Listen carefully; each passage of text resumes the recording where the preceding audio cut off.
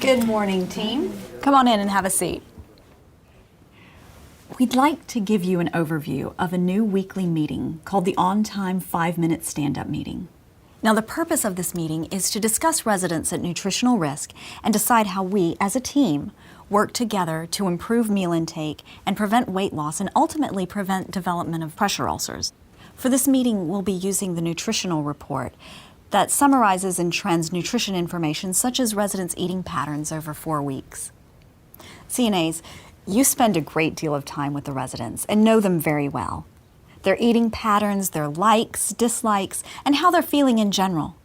Your observations and input in team discussion, along with report information, are an important part of this new process. Rose, our dietitian, will be leading the team.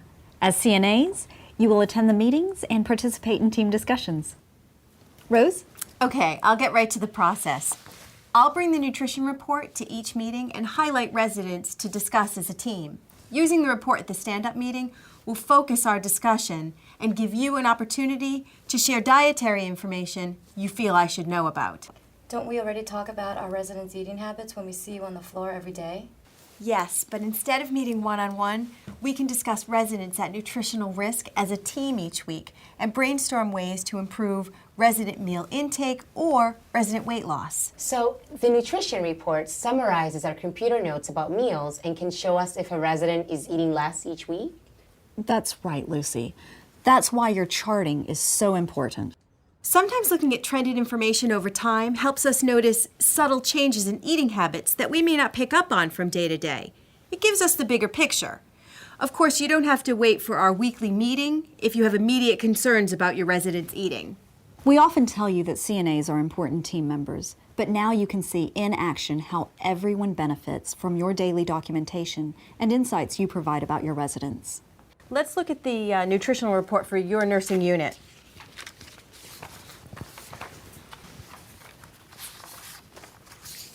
You see the residents listed and the 4 numbers next to each name? Each value represents an average of what the residents took in for all meals for 1 full week. What do you think about Mrs. Smith's meal intake? Well, 4 weeks ago, Mrs. Smith took in 74%, then 72%, then 68%, and for the most recent week, 54%. It looks like Ms. Smith is eating less and less each week. That's right. Does anyone know this resident? Could this be true? Yes, this is my resident and she's been eating less than usual. Mrs. Smith just told me today that her tooth has been bothering her for a couple of weeks now. Can someone take a look at her tooth? Sure. This is a great example of getting on top of a problem before it gets worse. We want to be sure we've got a good care plan in place for residents at potential risk for nutritional decline. I think these numbers are correct for my residents who are listed on this report. Mine too. Good. Now you'll have some idea of what to expect and how we'll use the report information. Okay, so what's a good day of the week and time of day to schedule the stand-up meeting for all CNAs on this floor?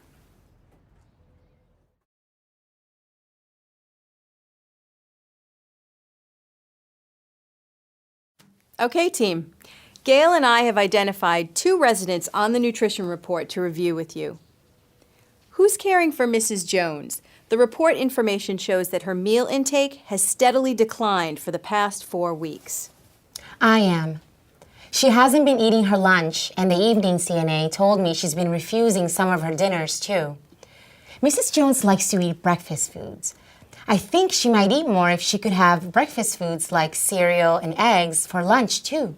Is that possible? That's a good idea. Let's try changing her diet to breakfast choices for lunch, and then see if we can get her to eat her usual dinner.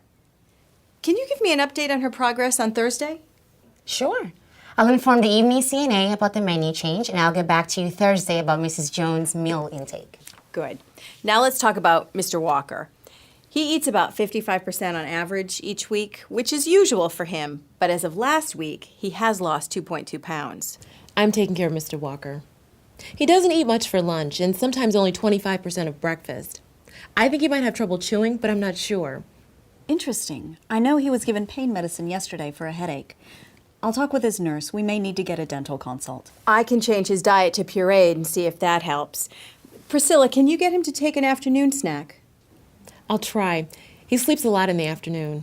Okay, Priscilla, let's get another weight tomorrow morning. Are there any other residents you'd like to discuss today? No. Very good. We'll be following up with Mrs. Jones and Mr. Walker. We learned a lot from your feedback this morning. Thank you all. Thank Great, you. thank you.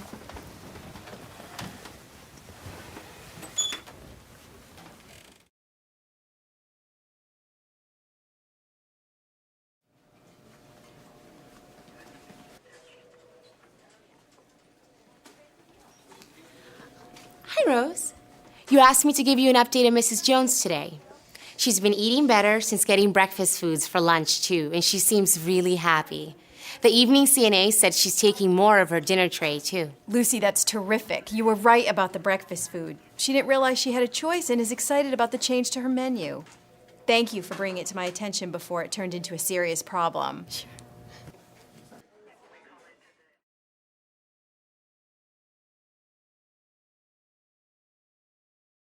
That was a good meeting, everyone. Let's talk about our performance as a team. What did we do well? I think it's great that the CNAs are so open and communicative. They have a lot of good ideas about getting the residents to eat. Well, this is a great time for us to share with you about our residents. I feel like we have more of a voice now. I think it's great that we could see our meal documentation on this report, and it helps us see what's going on with our residents. And we learn a lot from each other when all the CNAs are together. And using the report helps to keep the discussion focused. So what is not going well? Are there areas for improvement?